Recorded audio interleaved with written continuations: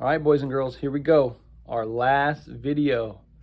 So we need to announce who is going to be in the championship against Blackout. So it will be Blackout versus Salt in His Shoes. Salt in His Shoes got more votes than Isaac Kiss in the Corner. So Salt in His Shoes will go here. And that will be our championship matchup. So Salt in His Shoes versus Blackout is our championship matchup. So enjoy the stories and go vote. Hello, Lad Lane Leopards. Today I'm going to be reading Salt in His Shoes. Michael loved to play basketball. Every Saturday he followed his older brothers, Larry and Ronnie, to the park, hoping that they would let him play. And if one of the guys who usually played didn't show, but they always did. But there was one problem. His name was Mark, and he was the tallest boy on the court. "What's the matter, Mikey? Too short?" Mark flapped his arms in Michael's face. Over here," shouted Larry. But when Michael threw the ball, Mark's long arms came out of nowhere and knocked the ball away. It flew into the hands of the players on Mark's team. He made the basket, and the game was over, just like that. When they got home, Michael went into the kitchen where Mama was cooking dinner. He was still disappointed, and she could tell.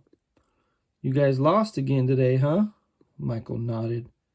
He sat quietly for a minute, then said, "Mama, how can I grow taller?" Now, Mama knew the answer to a lot of questions, but this was a tough one. She thought for a moment as she sprinkled salt and pepper on the chicken she was making for dinner. Then she smiled, looked at Michael, and said, "Salt." "Salt?" Michael looked at his mama. "Salt in your shoes.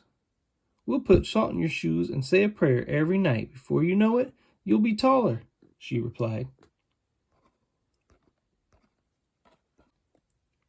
"Salt in my shoes?" Michael said quietly to himself. Surely Mama was teasing. He sat staring out the window, trying to figure out how salt was going to help him grow. He noticed the rose bushes outside in Mama's garden. They'd grown high along the fences, and roses of all colors were blooming on the vines. He thought to himself, "I remember when Mama first planted those bushes." Michael's face lit up.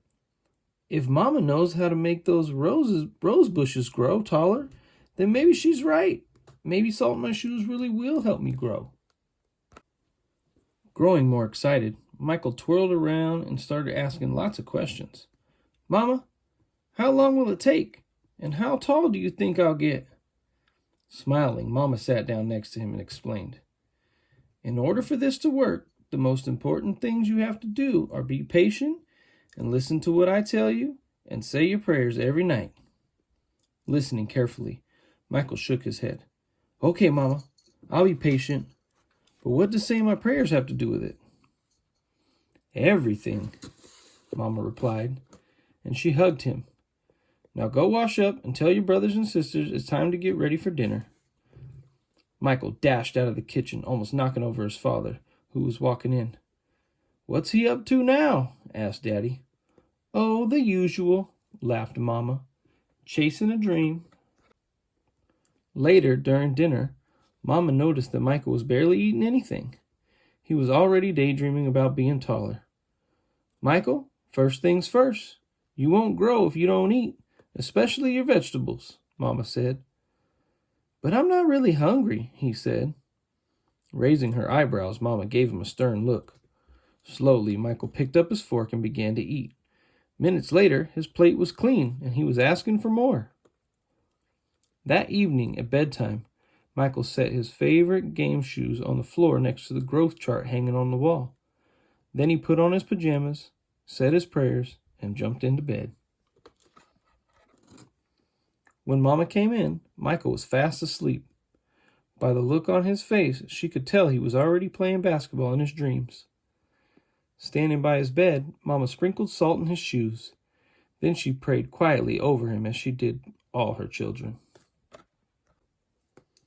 "Dear God, please help Michael to be the best he can be and to give his best in all that he does. And Lord, could you please make him just a little bit taller tomorrow than he is today? Thank you. Amen." After that night, Michael wore his favorite game shoes everywhere he went, even to church, and he stopped going to the park with his brothers on Saturdays. Instead, he stayed home and practiced. He wanted to grow a few more inches before he went back to the park.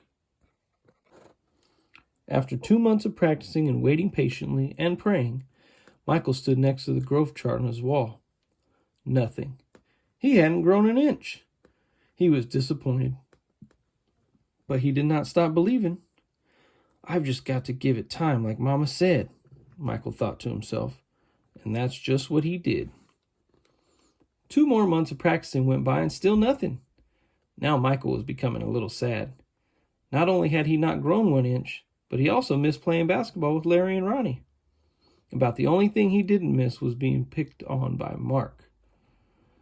When the next Saturday came, his brothers tried to get Michael to go with them to the park, but he wouldn't budge. Mama had begun to worry. When she saw Michael sitting alone on the steps, she said to Daddy, "Maybe you should go out and talk to him." So Daddy went out and sat with Michael. "What's wrong, son? You haven't gone to the park with your brothers for a while now. Are you okay?" Michael didn't say anything at first. Then he looked at Daddy and said, "I thought I would at least be a few inches taller by now. I did everything Mama told me to do, but nothing's happened." "Michael, why do you want to be taller?" Daddy asked. "If I were taller, I'd be a great player, and I could help our team win," Michael answered. "But you are a great player, son, and you already have everything it takes to be a winner right in here." Daddy tapped Michael on his chest. "Being taller may help you play a little better, but not as much as practice, determination, and giving your best will. Those are the things that make you a real winner." Michael thought about what Daddy said for a minute. Then suddenly he jumped up and took off. "Where are you going?" Daddy yelled after him. "I've got a game today and I'm late," Michael yelled back. When Michael reached the park, the game had started. He sat on the bench hoping he would get a chance to play. And he did. The game was almost over and the score was tied when John, one of the guys on Michael's team, fell and hurt himself. Here was Michael's chance. Michael joined his team in the huddle as they gathered on the sideline for a timeout. "Okay, the game is tied. All we need is 1 point. Who wants to take the shot?" Ronnie asked. He looked in Michael's direction. Feeling more confident than ever, Michael said, "I'll do it." When the whistle blew and the game began again, Mark began to pick on Michael as usual. "Still trying to play with the big boys, huh?" Mark taunted. But Michael paid him no attention. Taller or not, he had been practicing, and today he was determined to win. Larry threw the ball inbounds to Michael. Michael caught it, bounced it for a moment, and then took off running. As he approached Mark, Michael shifted to his right. Mark followed, but while he was still shifting, Michael spun to his left. He stepped behind Mark and shot. The ball arced far above his opponent's hands and fell silently through the hoop. 2 points. The game was over. Michael's team had won. It was just as Michael dreamed. When he realized what he had done, Michael took off running and didn't stop until he had reached home. Bursting through the door, he shouted, "I did it, Daddy! I did it! I shot right over the tall guy's head and we won the game!" Running in behind him, Ronnie and Larry joined the celebration. "That's right, little brother. You did it. You won the game for us." Michael remembered that the look Ronnie gave him during the last time out of the end of the game and said, "No, we won the game, but I was the star." They all laughed. After that day, Mama stopped putting salt in Michael's shoes, but Michael did not stop being patient and working hard and praying. So that must be what made Michael grow to be a 6'6" tall basketball superstar. All right, boys and girls. Now that's it, but don't forget to vote. Okay, boys and girls, I'm going to read the book Blackout by John Rocco. Okay, here we go. It started out as a normal summer night. The city was loud and hot. Inside, everyone was busy.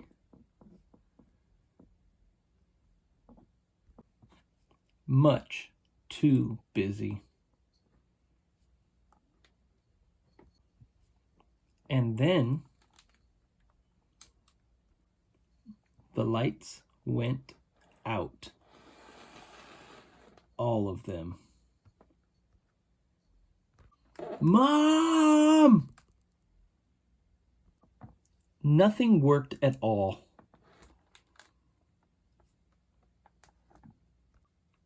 The city was dark and quiet.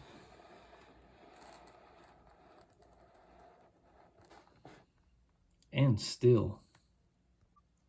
We huddled around flashlights and candles. Yow!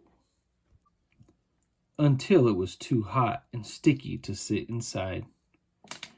Can we go? So we went up and up and up to the rooftop and found the lights.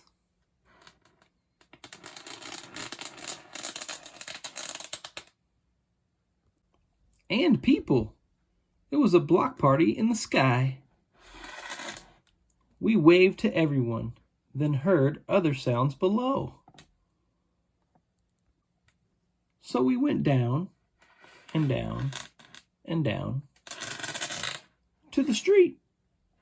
Come on!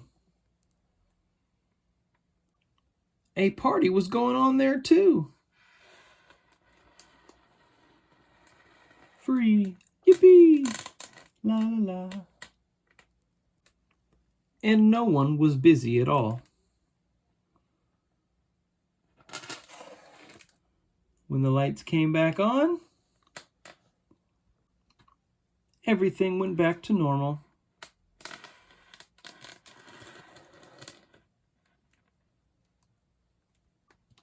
But not everyone likes normal. I gotta go. Good idea, buddy. The end.